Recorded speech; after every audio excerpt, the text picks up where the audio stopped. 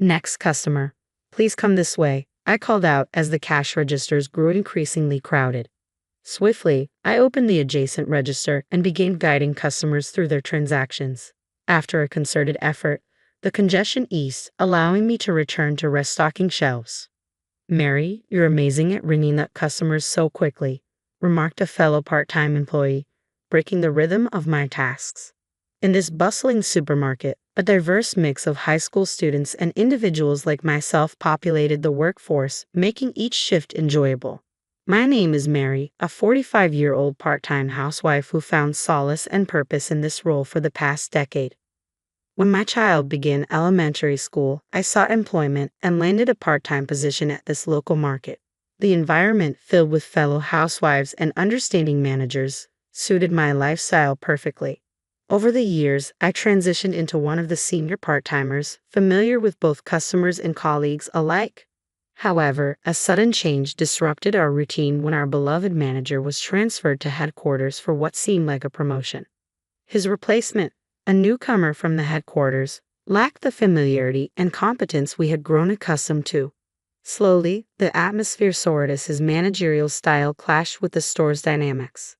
Rumors circulated among part-timers speculating on the president's wife's preferences for young, charismatic managers. It became apparent that our new manager saw her favor, often seen engaging in conversation with her. Despite the dissatisfaction brewing among us, none dared to voice their concerns to the president's wife. Instead, some part-time housewives and student employees quietly began resigning. As the situation unfolded, I found myself contemplating whether it was time to seek alternative part-time employment, unsure of what the future held in this changing environment. I found myself in the crosshairs of the president's wife, her sudden inquiry catching me off guard. "You've been working at the store for quite some time, haven't you? How's your child? Already in college? Which one?" she prodded, surprising me with her directness. "Yes, I've been here since the previous manager," I replied cautiously, not eager to delve into personal matters. Then, with a cutting tone, she remarked, "You seem rather incompetent. I doubt you even attended a decent college, did you?"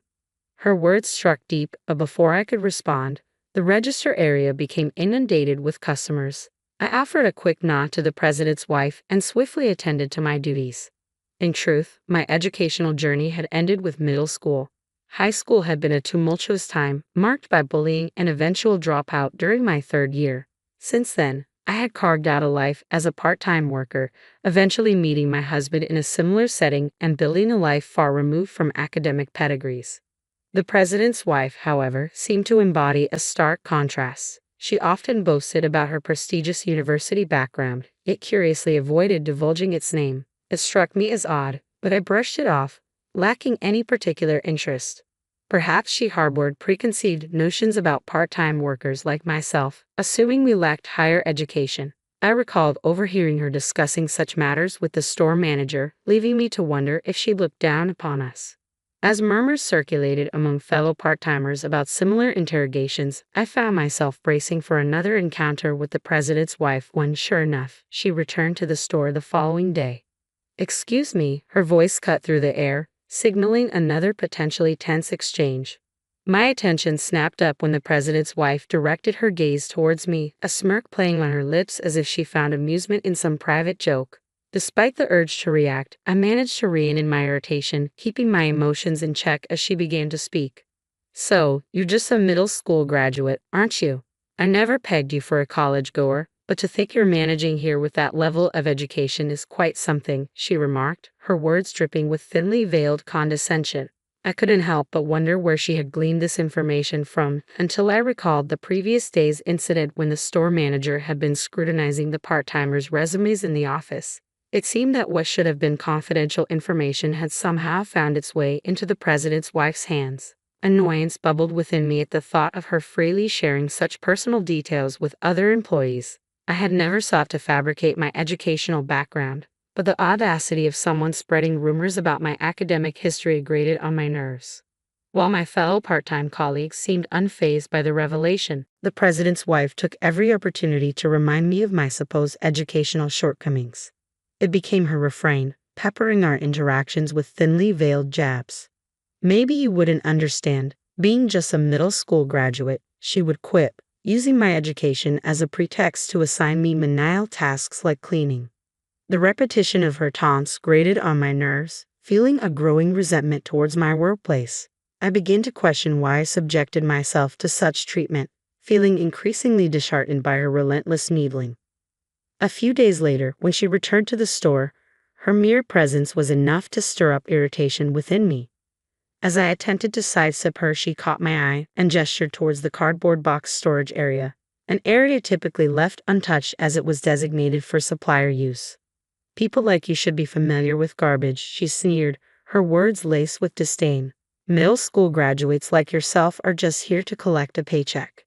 Her words stung, delivered in the privacy of the back room, shielded from the scrutiny of customers. It was a deliberate attempt to belittle me, a reminder of my perceived inadequacies in her eyes. I had always managed to endure, especially since most interactions occurred in the bustling sales area. But on that particular day, the weight of my pent-up frustration became too much to bear.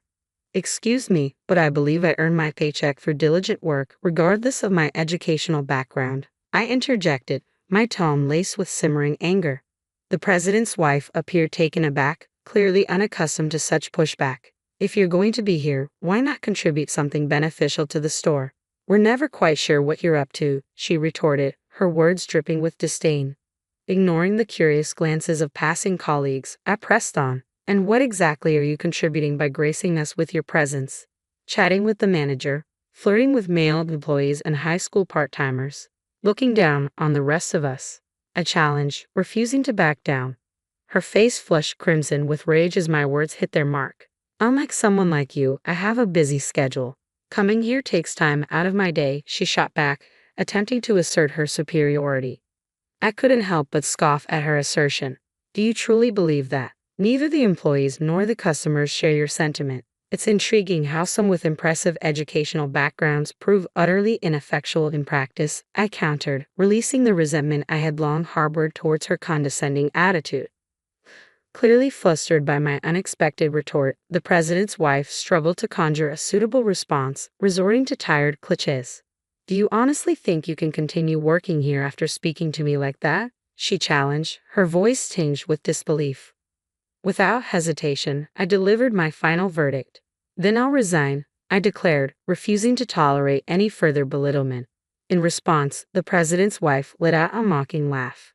"Well, that'll save us on labor costs," she sneered, her words dripping with derision. I returned the smile, nodding in agreement. "Yes, that's right. Good for you," I affirmed before making my way towards the locker room. Inside, I found a fellow part-timer who had witnessed the earlier exchange. I poured out the details of what had transpired, recounting the frustrations that had been building up. "Mary, are you really quitting?" she asked, her expression reflecting the sadness of our shared experiences over the years. "It just hasn't been the same since the manager changed. It feels like we're only here out of obligation," I confided, echoing her sentiments. "With so many people leaving, you'd think they'd hire more staff, but they'd rather cut costs." She nodded in understanding. "It's becoming unbearable. I don't blame you for wanting out." Leaving the locker room behind, I headed towards where the manager and the president's wife were engaged in conversation. Without preamble, I made my intentions clear. "That's it, I'm done," I stated firmly, meeting their surprised gazes head-on. The president's wife chuckled, seemingly amused by the news. "So, the junior high school graduate is calling it quits. I wonder where someone like you will find work," she remarked, her tone dripping with condescension. I refused to let her words rattle me. "Even if I have nowhere else lined up, I won't be coming back here. I'll return my uniform next week. Thank you for everything," I declared, feeling a weight lift off my shoulders. As I exited the supermarket, a sense of relief washed over me. The following week, when I returned to return my uniform, I found the store abuzz with commotion. The manager was being berated by irate customers near the cash register, suggesting some sort of transaction error. Despite the chaos, I felt a sense of peace knowing that I had made the right decision to leave. With my resignation already settled, I made my way towards the office to return my uniform. As I approached the door, the unmistakable voice of the president's wife reached my ears, giving me pause. Reluctantly, I pushed the door open, finding the former manager inside. Despite his new role at headquarters, my ingrained habit led me to address him as manager out of reflex. It seemed the president's wife had been engaged in conversation with him, but she hastily departed upon my arrival. "What happened at the register?" the former manager queried, his expression troubled. He proceeded to inform me of a spate of recent complaints at the store since my departure. With a cascade of resignations following mine, the store had been left scrambling to cope with the sudden exodus of part-timers and student workers.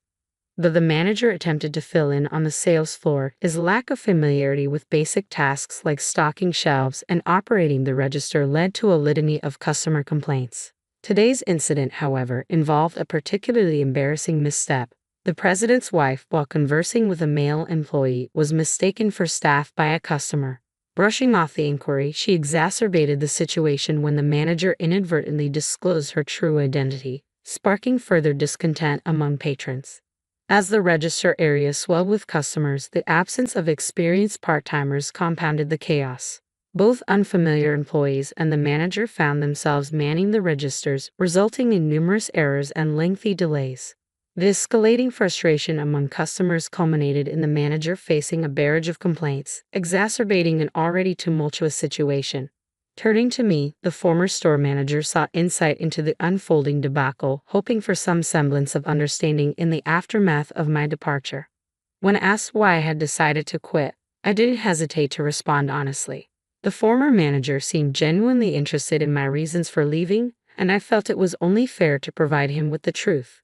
In turn, he confided in me that he had heard rumors regarding the president's wife's educational background. While he lacked specific details, the word on the grapevine was that she had only graduated from high school.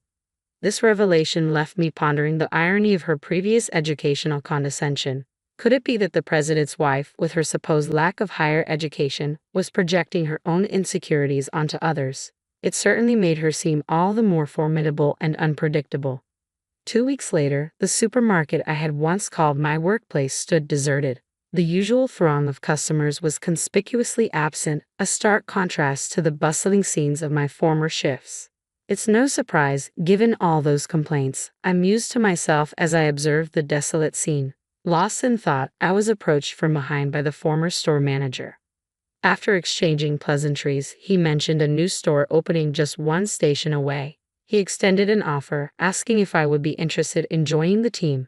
It appeared that an employee he had trained was being promoted to the position of store manager at the new location. Knowing the caliber of this individual, I felt a sense of trust and reassurance. I nodded in agreement and wasted no time in reaching out to my former part-time comrades. Upon confirmation of my role at the new store, I discovered that some of my former colleagues would also be joining me, a comforting realization amidst the uncertainty of change. Under the guidance of an understanding manager, I quickly settled into my new role. The atmosphere was welcoming, and I found it easy to establish rapport with my coworkers, both old and new. The new store introduced innovative offerings, such as local side dishes and bread, which proved to be a hit with customers. As I embraced this fresh start, I couldn't help but feel optimistic about the opportunities that lay ahead. As I settled into my new role at the store, I was greeted by familiar faces from my time at the previous location. The transition to the new store went smoothly, marked by a successful launch and positive feedback from both customers and employees. However, I soon heard troubling reports about the old store. It had become notably quiet, and the manager found themselves facing frequent scoldings during head office meetings. A string of new hires as part-timers quickly came and went, exacerbating the ongoing staff shortage. Finding a new part-time job had brought a sense of relief, and I was content to work happily as I had before. But about a month into my tenure at the new store, the president's wife made a surprising appearance before me. Her unexpected visit seemed to be aimed directly at me, as she wasted no time in addressing the rumors she had heard. "I heard there's a junior high school dropout working at our store again, so I came to check," she stated bluntly. I couldn't help but sigh at her accusatory tone. "What's the issue?" "I haven't done anything wrong," I replied, feeling unfairly targeted. She persisted, laying blame at my feet for the troubles at the old store. But I refused to accept her accusations. "Isn't it more accurate to say that you're the one engaging in power harassment?" I challenged, frustration simmering beneath the surface. Former colleagues from the previous store attempted to intervene. But I waved them off. I couldn't let them shoulder the blame for something they weren't responsible for. As a middle school graduate, I can't possibly be held accountable for all the employees quitting, I asserted, refusing to be intimidated. The president's wife's anger flared at my defiance, but I stood my ground, supported by nods of agreement from fellow part-timers. If you're having trouble understanding, let me spell it out for you. Your disdain for our educational backgrounds and the manager's incompetence have created a toxic environment, I explained, my words ringing with conviction.